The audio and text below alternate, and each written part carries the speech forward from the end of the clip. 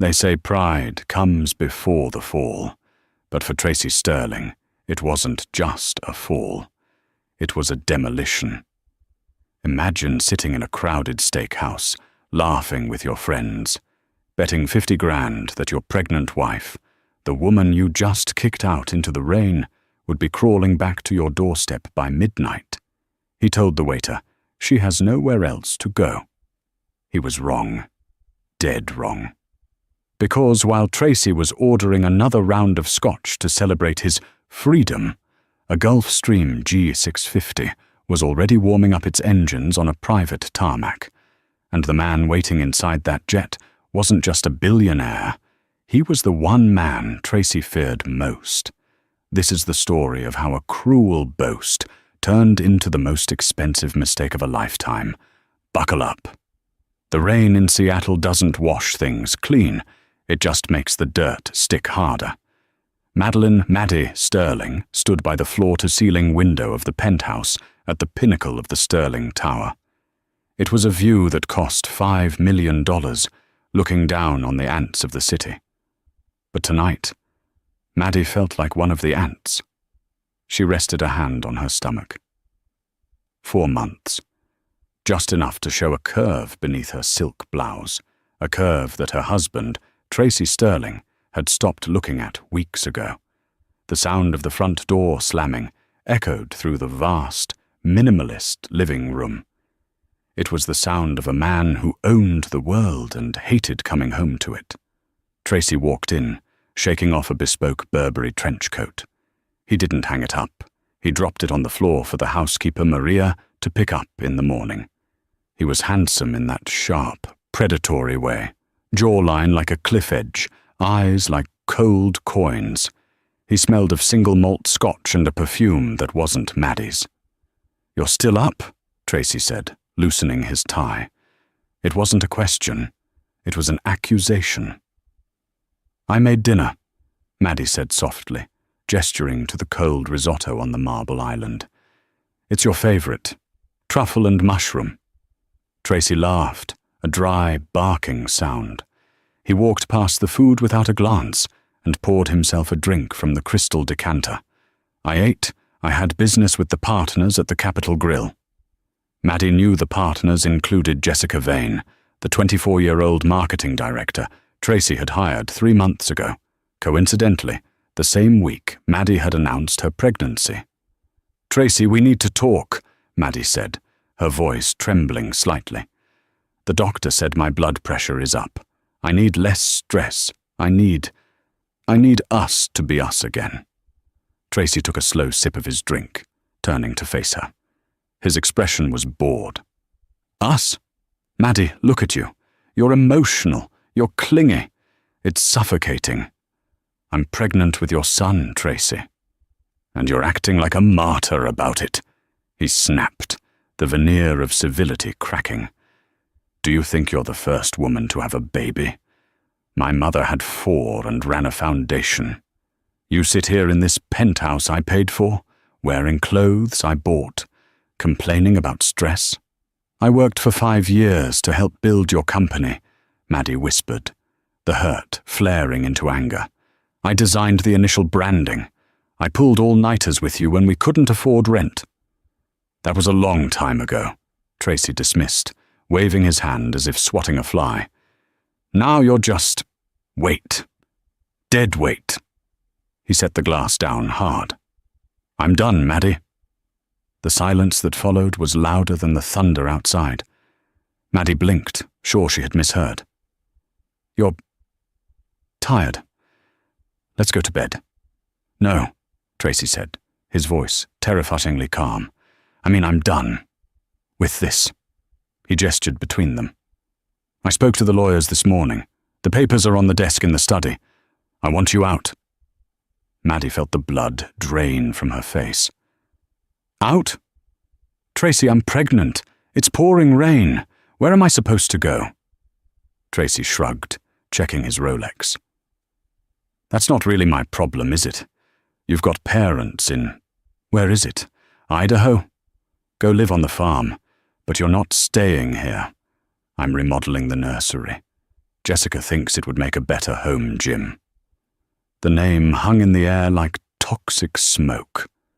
Jessica, you're kicking your pregnant wife out for a marketing assistant, Maddie asked, her voice gaining a strange, steel edge she didn't know she possessed. She understands my vision, Tracy sneered, and she doesn't look like a whale in a sundress. He walked over to his wallet, pulled out a stack of cash, hundreds, and threw them on the marble counter. They scattered like confetti. Take a cab. Get a hotel. I don't care. Just be gone by the time I get back from my morning run tomorrow. If you're not, I'll have security remove you. And Maddie, don't try to fight the prenup. My lawyers made sure you get nothing if you leave. And since I'm technically the one asking you to leave for irreconcilable differences caused by your erratic behavior, well, good luck. Maddie looked at the money. Then she looked at the man she had loved for 7 years, the man she had thought was her partner. She didn't scream. She didn't cry. A strange coldness settled over her, freezing the tears before they could fall. She realized then that the Tracy she loved didn't exist. He had died the moment money became his god. Okay, Maddie said. Tracy blinked, surprised by her lack of fight. He had expected begging. He wanted begging. It made him feel powerful. Okay, he repeated. I'll leave, she said. She turned and walked toward the bedroom. Take what you can carry, Tracy called after her, taking another sip of scotch. I don't want you coming back for boxes later. 20 minutes later, Maddie walked out of the bedroom. She was wearing a heavy coat, sensible boots, and carrying a single duffel bag. She walked past the money on the counter without touching it. You're leaving the cash? Tracy scoffed from the couch, where he was already texting on his phone. Don't be a hero, Maddie. You'll need it for diapers. Maddie paused at the heavy oak door. She didn't look back. Keep it, Tracy, she said softly. You're going to need every penny for the lawyers. She shut the door. Tracy laughed into the empty room. He typed a message to his group chat with his finance buddies. Done. She's out. Told you she'd fold. Betting she's back, begging at the lobby desk within 4 hours. Who's in? The rain was torrential. Maddie stood under the awning of the Sterling Tower, shivering. She had lied to herself.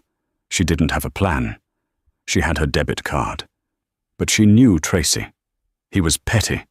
He had likely already frozen the joint accounts. She tried the card at the ATM across the street. Transaction declined. Of course, she whispered, leaning her forehead against the cold metal of the machine. She checked her own personal savings account on her phone. It had $400 in it. Tracy had insisted she stop working 2 years ago to focus on supporting him, and she had foolishly drained her savings on IVF treatments when they were trying to conceive. The very child he was now rejecting. She hailed a cab. The driver, a gruff man with a Seahawks cap, looked her up and down. Where to, lady? The Motel 6 on Aurora, she said. It was the cheapest place she knew. The ride was a blur of neon lights and tears she finally let fall. When she checked into the room, it smelled of stale cigarettes and lemon cleaner. She sat on the lumpy mattress, her hand instinctively protecting her stomach. We're going to be okay, baby, she whispered to the empty room. I don't know how, but we will. She pulled out her phone. She had missed calls from her mother in Idaho, but she couldn't bear to tell her yet. Her mother was frail. The news would break her heart. She scrolled through her contacts. Who could she call? The friends she had made in Tracy's circle were sharks. If she called them, the gossip would reach Tracy before she hung up. They would laugh at her. Her thumb hovered over a name she hadn't dialed in 5 years. Sebastian. Sebastian Laurent.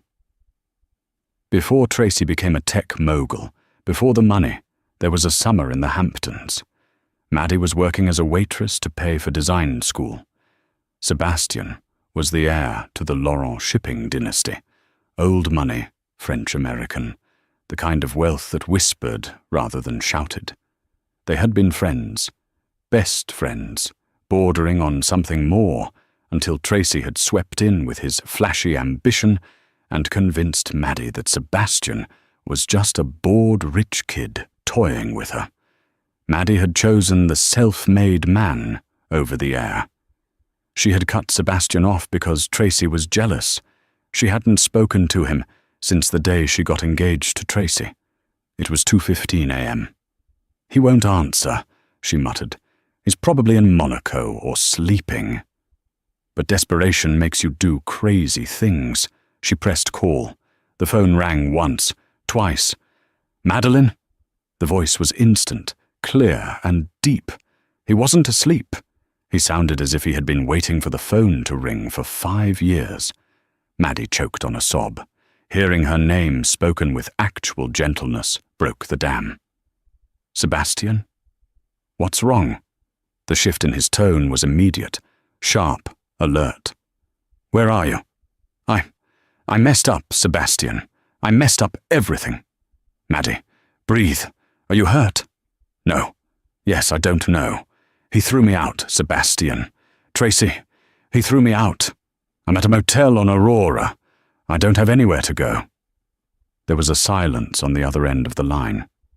Not a hesitant silence, but a calculating one. Maddie could hear movement in the background, the rustle of fabric, the sound of a heavy door opening. "Aurora Avenue in Seattle?" Sebastian asked. "Yes. Room 104. Stay there. Lock the door. Do not open it for anyone but me." "Sebastian, you're in Paris, aren't you? Your Instagram said—" "I was in Paris this morning," he cut in. "I landed in Seattle 3 hours ago for a board meeting tomorrow, or rather, a meeting I was going to attend. You're here? I'm 20 minutes away. Stay put." "Sebastian, I look like a mess. I'm pregnant. I have nothing." "You have me," he said, his voice dropping an octave, fierce and final. 20 minutes, Maddie." The line went dead. Maddie stared at the phone. She went to the bathroom and splashed cold water on her face. She looked in the mirror, eyes red and puffy, hair wet from the rain, no makeup. She looked like a woman whose life had exploded. Exactly 19 minutes later, there was a knock at the door. Not the tentative knock of room service, but 3 solid, authoritative raps. Maddie peeked through the peephole. Standing in the dingy hallway of the Motel 6, wearing a charcoal wool coat that probably cost more than the entire building, was Sebastian Laurent. He looked older than she remembered, broader shoulders, a neatly trimmed beard, and eyes that were storm grey and currently burning with a quiet fury. She opened the door. Sebastian didn't say a word. He stepped inside, his eyes scanning the room instantly. The peeling wallpaper, the sad bedspread, the duffel bag on the floor. His jaw tightened so hard, a muscle feathered in his cheek. He looked at Maddie. His gaze softened instantly as it traveled down to her baby bump, then back up to her tear-stained eyes. "I told you he was a mistake," Sebastian said softly. "It wasn't an 'I told you so.' It was a lament." "I know." Maddie wept. Sebastian closed the distance between them in 2 strides and pulled her into his arms. He smelled of sandalwood and rain, a clean, safe scent. He held her as if she were made of glass, but securely enough that she knew she wouldn't fall. "I have a car outside," he murmured into her hair. "We're leaving." "Where?" Maddie asked, pulling back to look at him. "I can't go to your hotel, Sebastian. The press. If they see Tracy Sterling's wife with Sebastian Laurent." Sebastian wiped a tear from her cheek with his thumb. "Let me worry about the press. And let me worry about Tracy." He picked up her duffel bag as if it weighed nothing. "We aren't going to a hotel, Maddie. My jet is at Boeing Field. It's fueled and waiting. Jet, where are we going? Sebastian opened the door and held it for her, his eyes locking onto hers with an intensity that made her knees weak. Paris, he said. The best doctors in Europe are there. My family's estate is private, gated, and impenetrable. You need rest. You need peace. And frankly, I need to get you as far away from that bastard as physically possible before I do something that puts me in prison. But Paris? Now? Right now, Sebastian said, unless you want to wait for Tracy to realize you didn't crawl back. The memory of Tracy's laugh, his bet, his cruelty flashed through her mind. She'll crawl back. Maddie straightened her spine. She placed a hand on her stomach. Let's go, she said. The interior of the Gulfstream G650 OR was quieter than a library and warmer than a womb. It was a stark, jarring contrast to the neon-lit motel room Maddie had been shivering in less than an hour ago. The cabin was upholstered in cream leather and polished walnut, smelling of fresh espresso and expensive cleaning agents. Maddie sat in one of the oversized captain's chairs, wrapped in a cashmere blanket that Sebastian had personally tucked around her. Her hands were still shaking. Sebastian sat across from her, not too close, but close enough to reach her if she fell. He had discarded his coat and was pouring tea from a silver service set. Not alcohol. Tea. Chamomile. Drink, he said gently, sliding the cup across the burl wood table. It will help the shock. Maddie wrapped her cold fingers around the warm porcelain. I feel like I'm hallucinating. 1 minute I was looking at a water stain on the ceiling, and now... She looked out the window. The lights of Seattle were falling away as the jet climbed steeply into the pitch-black sky. You're safe, Sebastian said. His voice was steady, an anchor in the storm. I've instructed the pilot to take the polar route. We'll be in Paris in 9 hours. My staff at the estate in Neuilly-sur-Seine are already prepping the guest wing. It faces the garden. It's quiet. Maddie took a sip of the tea. It was hot and soothing. Tears pricked her eyes again. Why are you doing this, Sebastian? After how I left things, I didn't call you for 5 years.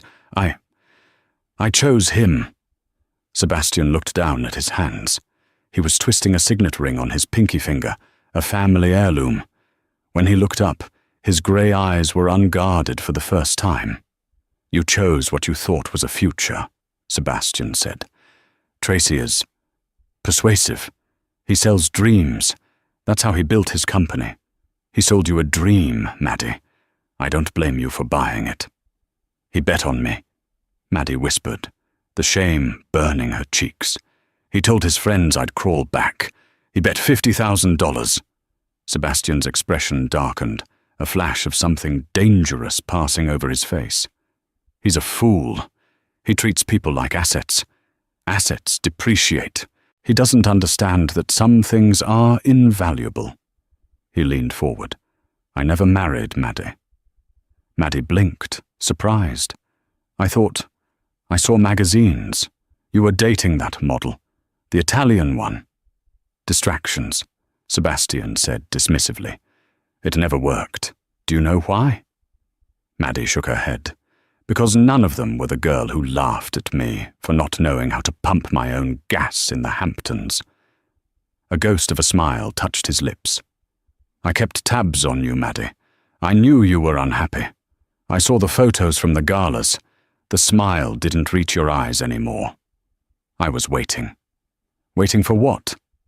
For you to realize you were worth more than a trophy on his shelf. The plane leveled off at 45,000 feet. The ride was incredibly smooth. A flight attendant, a discreet woman named Clara, appeared with a plate of fruit and warm bread. Mr. Laurent, Claire said softly. Pilot says we have a strong tailwind.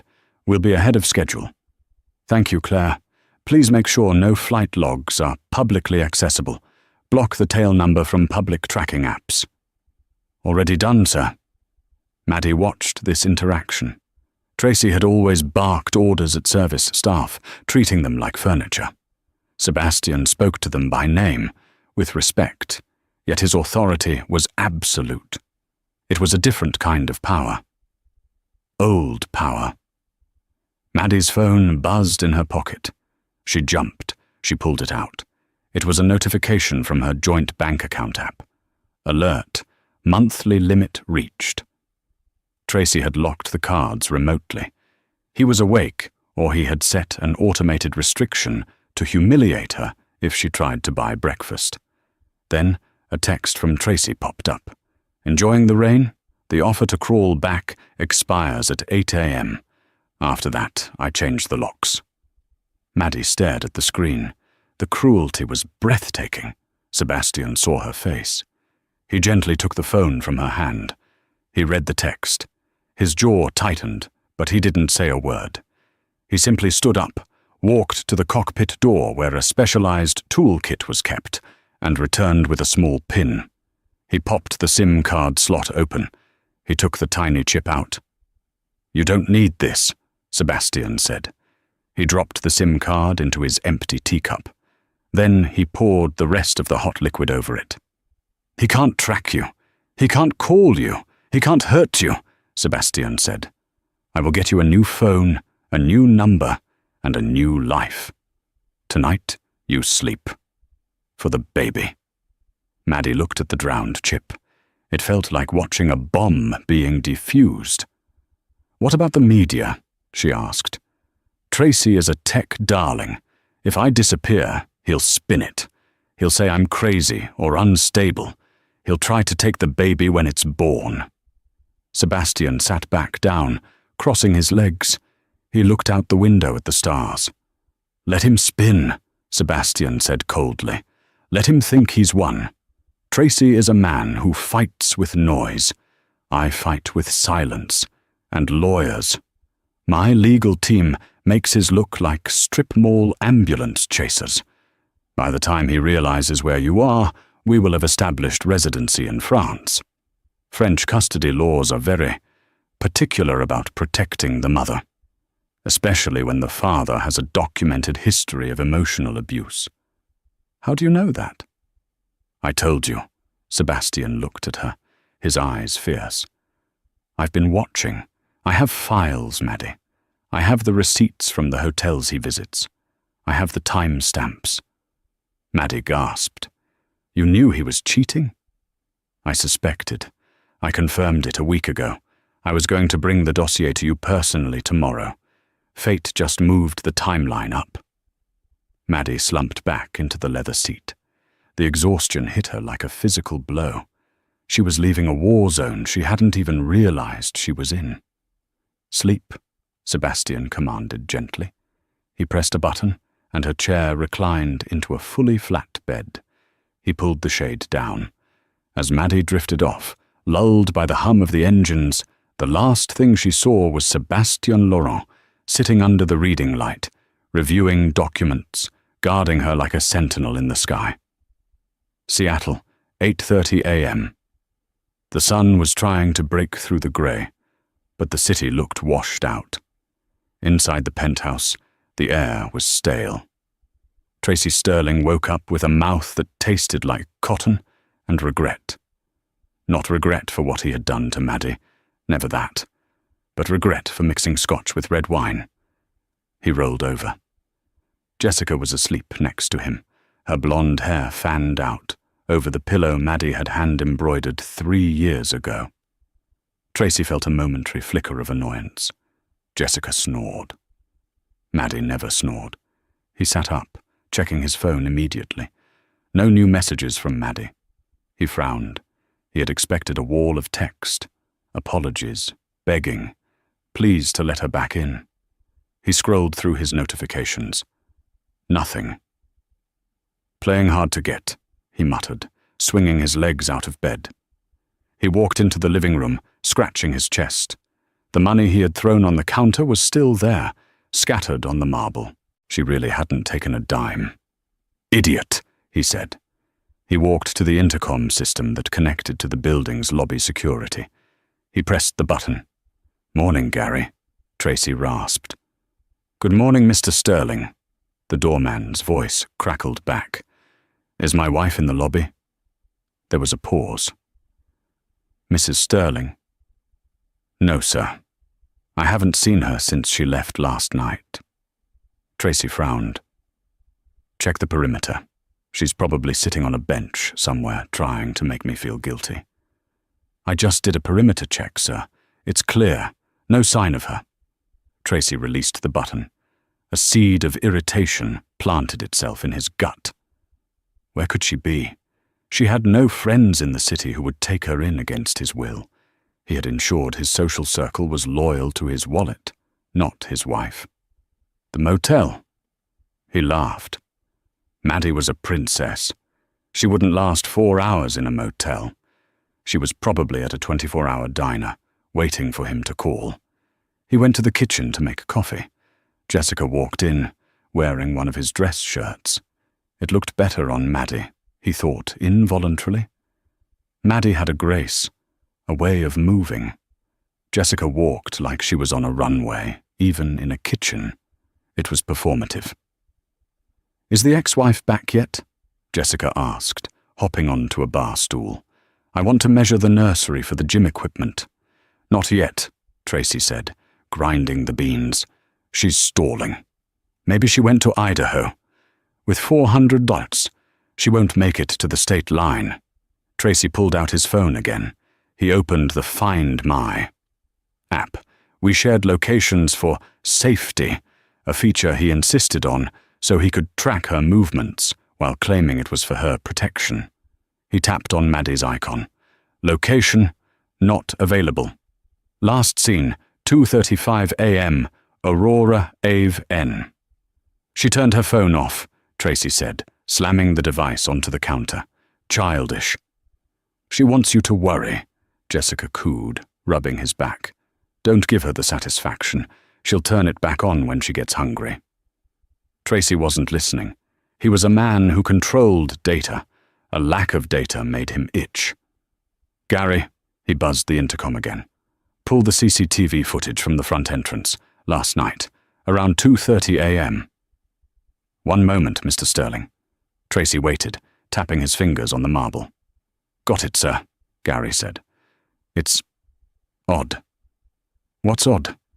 "She didn't leave in a cab, sir." "Well, she took a cab initially, but the footage from the street cam shows a car picking her up from the Motel 6 down the road about an hour later." "What kind of car? An Uber?" "No, sir. It looks like a Maybach. S-Class. Tinted windows. Diplomatic plates, maybe? It's hard to tell in the rain." Tracy froze. A Maybach? Maddie didn't know anyone with a Maybach. The only people in Seattle with cars like that were, well, people like him, or people richer than him. "Did you get a plate number?" "No, sir, but the driver, a man, got out. He helped her with her bag." "A man?" Tracy's voice dropped. The hangover headache spiked violently. "Send the footage to my phone, now." Seconds later, the video loaded. It was grainy and dark, but the silhouette was undeniable. Maddie standing in the doorway of the motel, a sleek black car pulling up, a tall man stepping out. Tracy squinted. The man moved with confidence. He wore a long coat. He embraced Maddie, and Maddie, she melted into him. She didn't fight. She let him lead her to the car.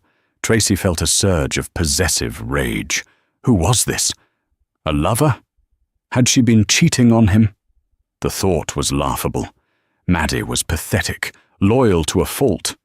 But the video didn't lie. He took a screenshot of the man's blurry face and sent it to his head of security, a former Mossad agent named Cohen. "Identify this man. Immediately."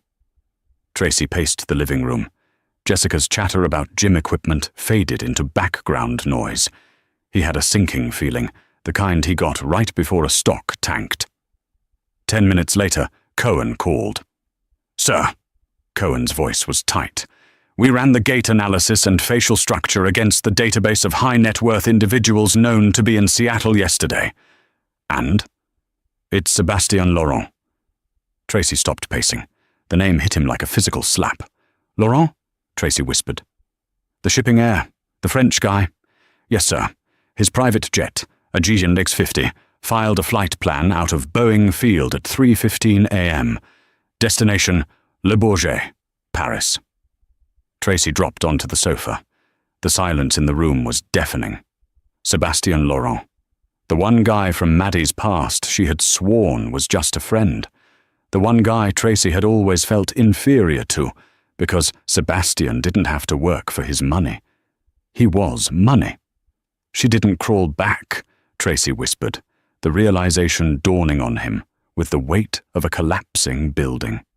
What? Jessica asked, looking up from her phone. She's gone, Tracy said, his eyes staring at nothing. She's not in a motel. She's on a $60 million jet headed to Paris with a man worth 10 times what I am. Wait, Jessica laughed nervously. So she found a sugar daddy? Good riddance, right? Now we don't have to pay alimony. You don't understand, Tracy roared, making Jessica jump. Sebastien Laurent isn't a sugar daddy. He's a fortress. If she's with him, I can't touch her. I can't starve her out. I can't bully her. And then, the second realization hit him. My son, Tracy breathed. She has my son. He grabbed his phone and dialed his lawyer. Start the divorce proceedings, Tracy barked, and get an emergency custody order. Kidnapping. She kidnapped my unborn child across international lines. Tracy, the lawyer sighed. If she's in France, and if she's with Laurent, this isn't going to be a local court matter. France protects mothers. And Laurent has the best legal team in Europe. You just kicked her out of the marital home while pregnant. That's abandonment. If we go to war, you're going to look like the monster. I don't care how I look, Tracy screamed, throwing a crystal vase across the room. It shattered against the wall, shards raining down on the spot where Maddie used to sit and read. I want her destroyed. I want her crawling back. But as he looked at the shattered glass, deep down, Tracy knew. The bet was lost. She wasn't crawling. She was flying. The Laurent estate in Neuilly-sur-Seine was not just a home. It was a statement. Hidden behind 12-foot limestone walls topped with wrought iron and surveillance cameras, the 19th-century mansion sat amidst manicured gardens that seemed to defy the chaos of the outside world. For the first week, Maddie didn't leave the grounds. She didn't want to. The trauma of that night in Seattle, the rain, the eviction, the cold calculation in Tracy's eyes, had settled into her bones like a low-grade fever. She slept for 12 hours a day, catching up on months of sleep lost to Tracy's schedule and her own anxiety. When she wasn't sleeping, she walked the gardens. Sebastien had given her the run of the place. He was gone during the days, managing the European arm of Laurent Shipping from his office in La Défense. But he returned every evening at 6 p.m. sharp. It was a stark contrast to Tracy, who would often disappear for days, claiming deal-making. Kept him away, only to return smelling of expensive perfume and lies. One Tuesday afternoon, Maddie sat in the solarium, sketching. It was the first time she had picked up a pencil in 2 years. Tracy had told her art was a waste of time that didn't generate revenue. But here, with the winter sun filtering through the glass and the scent of jasmine in the air, her hand found its old rhythm. Madame? Maddie looked up. It was Henri, the estate's major domo, a man of 60, with impeccable posture and a grandfatherly warmth. Yes, Henri. Monsieur Laurent called. He is bringing a guest for dinner. He asked if you felt up to joining them, or if you would prefer to dine in your suite. He emphasized there is no pressure.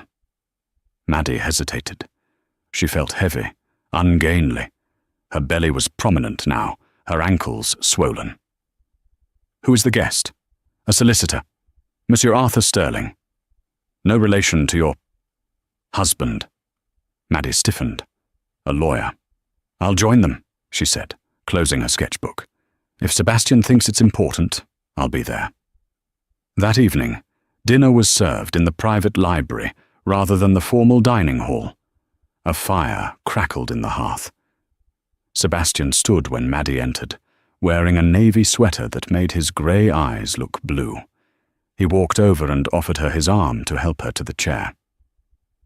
"You look rested," he said, his voice low. "I feel human again," she admitted. "Maddie, this is Arthur Sterling. He is the top family law barrister in London, but he is licensed to practice here in France and in the States. He is a shark, but he is our shark." Arthur was a small, sharp man with wire-rimmed glasses and a smile that didn't quite reach his eyes until he looked at Sebastian. There was respect there. "Mrs. Sterling," Arthur said. "Or may I call you Madeline?" "Madeline is fine. Madeline, Sebastian has briefed me on the situation. We have a few problems and we have a few advantages. I believe in ripping the bandage off quickly." Maddie put a hand on her stomach. "Tell me." "Tracy has filed for divorce in Washington State," Arthur said, pulling a file from his briefcase. "He is citing abandonment and infidelity." Maddie gasped. "Infidelity? I never—" "We know," Sebastian interrupted, his hand covering hers on the table. His grip was warm and firm. "It's a tactic. He wants to control the narrative. If he paints you as the cheater who ran off with a billionaire, he garners public sympathy and protects his stock price. He is also," Arthur continued, "seeking an emergency injunction to force you to return to the United States for the birth. He claims you are endangering the heir to the Sterling estate by fleeing the country." "Endangering?" Maddie laughed, a brittle sound. "He kicked me out. I have the text messages." "Which are excellent evidence," Arthur nodded. "But Tracy is powerful. He has friends in the judiciary. However, he made a critical error." "What?" "He underestimated Sebastian," Arthur said dryly. "And he underestimated French law." Arthur opened the folder. "France has strict laws regarding privacy and the protection of pregnant women. By establishing your residence here, which Sebastian has done by adding you to the household staff registry as a consultant for the past week, retroactively, we have placed you under French jurisdiction. The Washington courts can scream all they want, but France will not extradite a pregnant woman who has medical documentation of stress-induced hypertension caused by the father." Maddie looked at Sebastian. "You hired me." "I told you." Sebastian smirked, taking a sip of wine. "I always liked your branding work.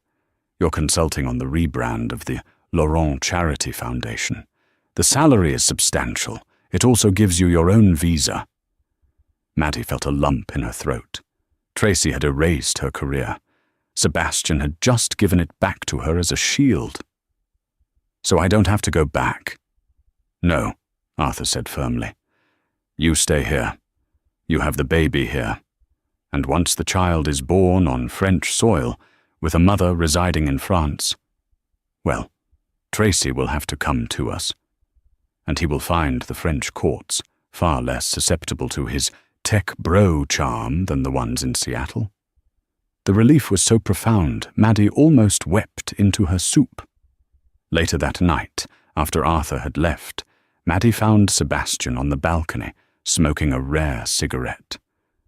"You saved my life," she said, stepping into the cool night air. Sebastian crushed the cigarette out immediately. "I didn't save you, Maddie. I just opened the door. You walked through it." "Why?" she asked again. "Tracy is going to come for you too.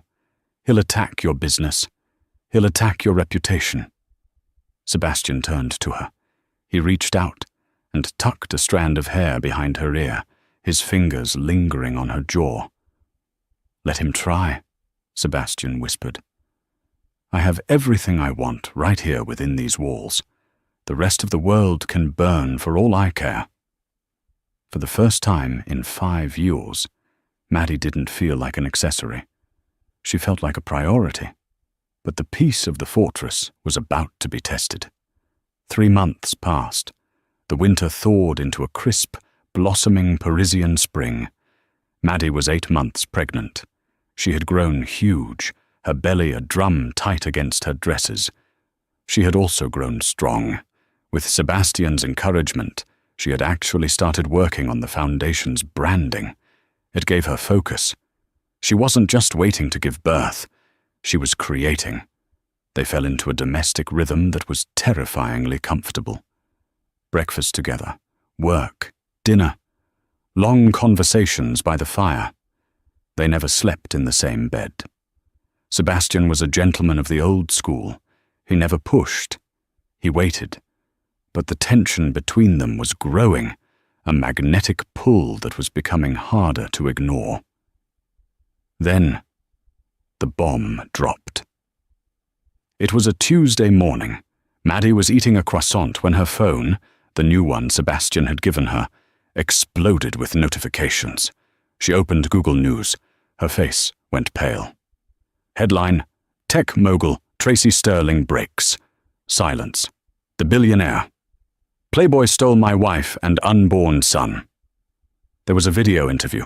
Tracy, looking haggard and heartbroken, a look Maddie knew took him an hour in front of a mirror to perfect, was sitting on the set of a major morning talk show. "I just want my son back," Tracy was saying to the camera, wiping a fake tear. "She's fragile. She's not well mentally.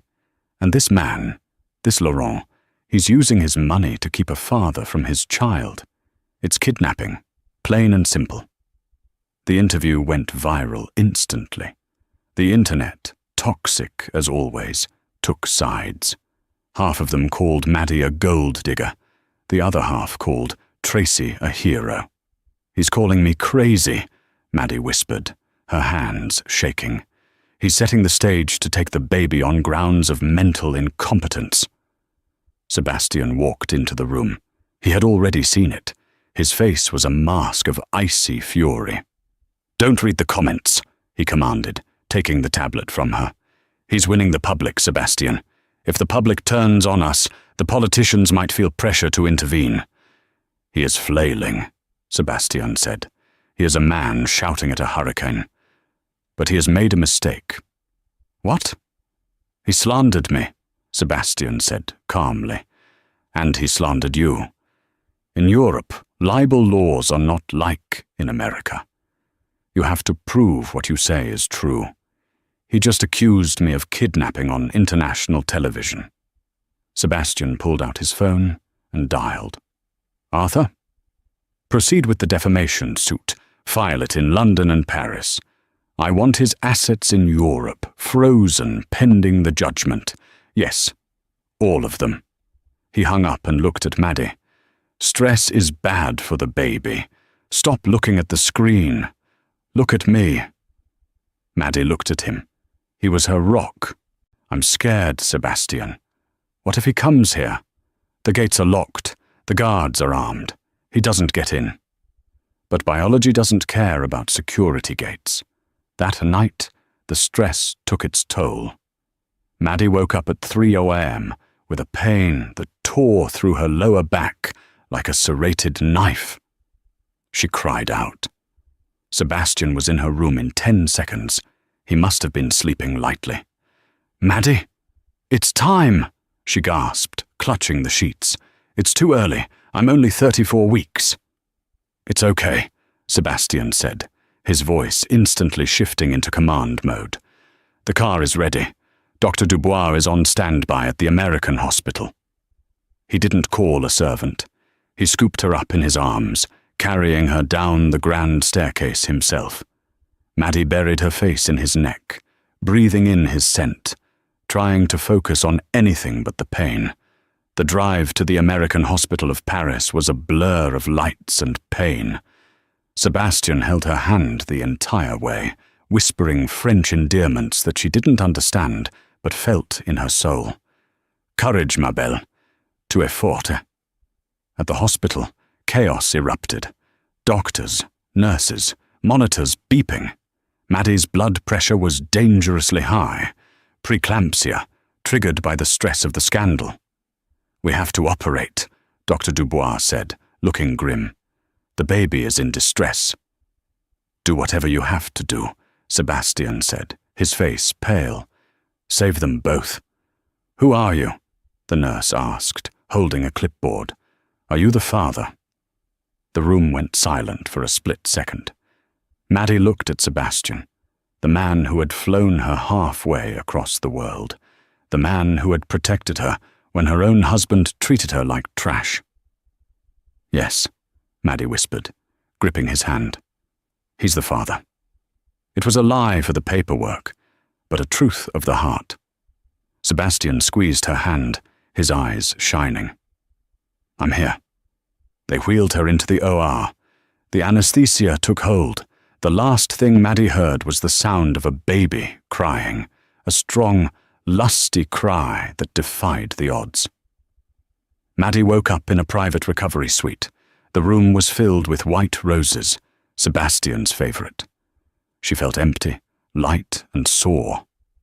Panic flared. The baby?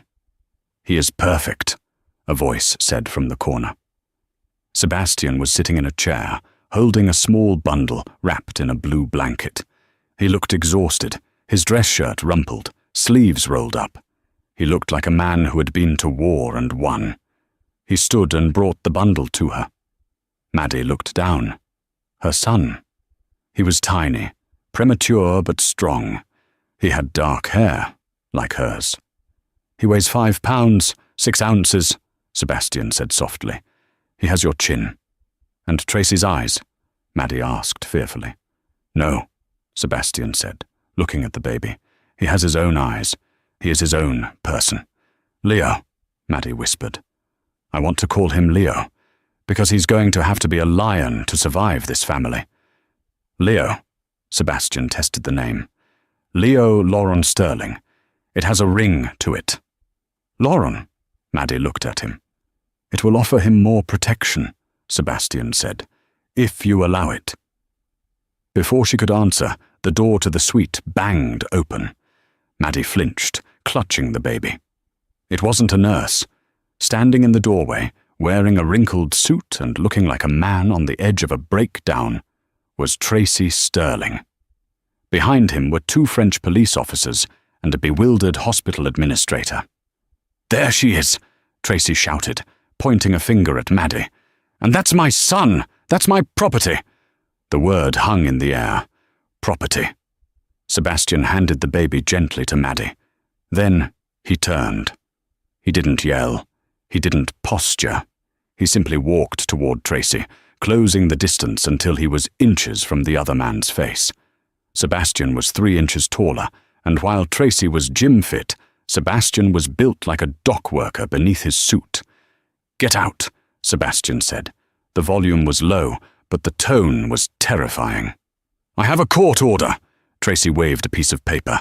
Washington State Supreme Court. Custody is mine, pending a DNA test. I'm taking him. Now. Tracy moved to step around Sebastian. Sebastian put a hand on Tracy's chest. It wasn't a shove. It was a wall. You are in France, Tracy, Sebastian said. Your piece of paper is toilet tissue here. Officers, Tracy screamed at the French policeman. Arrest this man. He's kidnapping my child. The older police officer stepped forward. He looked at Tracy, then at Sebastian. He tipped his hat to Sebastian. Monsieur Laurent, the officer said politely. Is this man disturbing the peace? He is, Sebastian nodded. He is trespassing in a private room and threatening a recovering patient. I am the father, Tracy shrieked. According to the hospital intake forms, the officer said, looking at his notepad, The father is Monsieur Sébastien Laurent." Tracy froze. His face went purple. "What? That's a lie. That's fraud. I demand a DNA test." "You can demand whatever you like," Sébastien said, his voice cold steel. "From your cell. You just violated a restraining order I filed 2 hours ago." "Restraining order? I just got here." "My lawyers are very efficient." Sébastien smiled, a shark's smile. "Officers, please remove this garbage from my fiancé's room." "Fiancé?" Maddie's head spun. Tracy lunged. He swung a wild punch at Sébastien.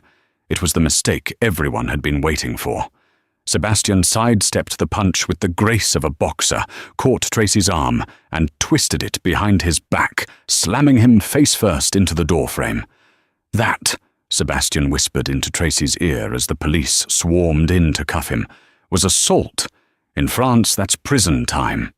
Enjoy la santé, Tracy. I hear the food is terrible." As they dragged a screaming Tracy Sterling down the hallway. "She'll crawl back! You hear me? She's nothing without me." Sébastien straightened his cuffs. He turned back to Maddie. The violence vanished from his eyes, replaced by concern. "I'm sorry you had to see that," he said. Maddie looked at the man who had just dismantled her nightmares with his bare hands and a legal loophole. She looked down at Leo, who was sleeping soundly through the commotion. "Fiancé?" she asked, raising an eyebrow. Sébastien paused. He walked over to the bed and sat on the edge. He took her hand. "A necessary legal fiction for the police," he said. Then he paused. "Unless—" The air in the room changed. It wasn't about safety anymore. It was about them. "Unless," Maddie breathed. "Unless you want it to be real," Sébastien said, his vulnerability returning. "I didn't bring you to Paris to hide you, Maddie. I brought you to Paris because I love you. I have loved you since the day you spilled that milkshake on my dashboard in the Hamptons. I watched you be unhappy for 5 years, and I hated myself for not fighting harder back then. I'm done not fighting." Maddie looked at him, really looked at him. She saw the years of longing, the instant devotion to a child that wasn't his, the respect he showed her talent and her mind. She realized she hadn't just escaped a cage. She had found a home. "Ask me for real," she whispered. Sébastien smiled. He slid the signet ring off his pinky finger. "Madeleine," he said, "will you marry me? Will you let me be the father Leo deserves?" Maddie looked at the ring, then at Leo, then at Sébastien. "Yes," she said. "Yes." 2 years later. The charity gala for the Laurent Sterling Foundation was the event of the Parisian social calendar. It was held at the Palais Garnier, the opera house, dripping in gold leaf and velvet. The paparazzi lined the red carpet 6 deep, shouting names. But they were only waiting for 2 names. A sleek black Maybach pulled up. The door opened, and Sébastien Laurent stepped out. He looked distinguished in a tuxedo, but his eyes were fixed solely on the woman he was helping out of the car. Madeleine Laurent. She was unrecognizable from the woman who had stood shivering in the Seattle rain. Wearing a custom emerald silk gown that she had designed herself, she radiated a quiet, unshakable power. On her hip, she carried a toddler, Leo, now 2 years old, looking like a miniature Sebastian in a tiny tuxedo. The cameras flashed blindingly. "Madeleine, over here! Is it true the foundation raised 50 million for single mothers this year?" Madeleine smiled, waving. She didn't look like a victim. She looked like a queen who had conquered her kingdom. Meanwhile, 5,000 miles away, in a cramped apartment in Bellevue, Washington, Tracy Sterling sat in the dark. His downfall had been slow, agonizing, and public. The assault charge in France had been settled with a plea deal, a massive fine, and a suspended sentence, provided he never entered the European Union again. But the real damage happened back home. During the custody battle, which Tracy lost decisively due to the assault footage, Sebastian's lawyers had unleashed the nuclear option. They subpoenaed Tracy's text messages from the night of the breakup. The text about the bet, betting she's back, begging at the lobby desk within 4 hours. Who's in? Was leaked to the New York Times. The backlash was immediate. The tech feminist persona Tracy had cultivated crumbled overnight. Investors pulled out. The board of directors, terrified of the PR nightmare, voted to oust him from his own company. Jessica, the marketing director, had left him the day the stock price tanked, taking her gym equipment and his favorite watch with her. Now, Tracy was scrolling through Instagram on a cracked phone screen. He saw the live stream of the gala. He saw Sebastian whispering something into Maddie's ear that made her throw her head back and laugh. A free, genuine laugh Tracy realized he hadn't heard in years. He saw his biological son, Leo, clinging to Sebastian's neck, calling the other man Papa. The doorbell rang. Tracy got up, stepping over pizza boxes. He opened the door. It was a process server. Again. Tracy Sterling. Yeah. You've been served. Lawsuit from the investors. Negligence and breach of fiduciary duty. Tracy took the papers. Get in line, he muttered. As he went to close the door, his phone buzzed. It was a notification from an old group chat, the one with his finance buddies, the ones he had made the bet with. They had kicked him out of the chat months ago, but someone had added him back just for a moment. A single message popped up from his former best friend. Hey Richie, just saw Maddie on the news. She looks great. Looks like you lost the 50 grand. Send it via Venmo? Tracy stared at the screen. The rage that used to fuel him was gone, replaced by a hollow, cold ache. He realized then that Maddie hadn't just left him. She had surpassed him. She hadn't crawled back. She had flown so high he couldn't even see her anymore. He looked around his empty, silent apartment. No wife, no son, no company, no legacy. He remembered his own words. She has nowhere else to go. He laughed, a dry, broken sound that echoed off the cheap drywall. No, he whispered to the empty room. I'm the one with nowhere to go. In Paris, the music swelled.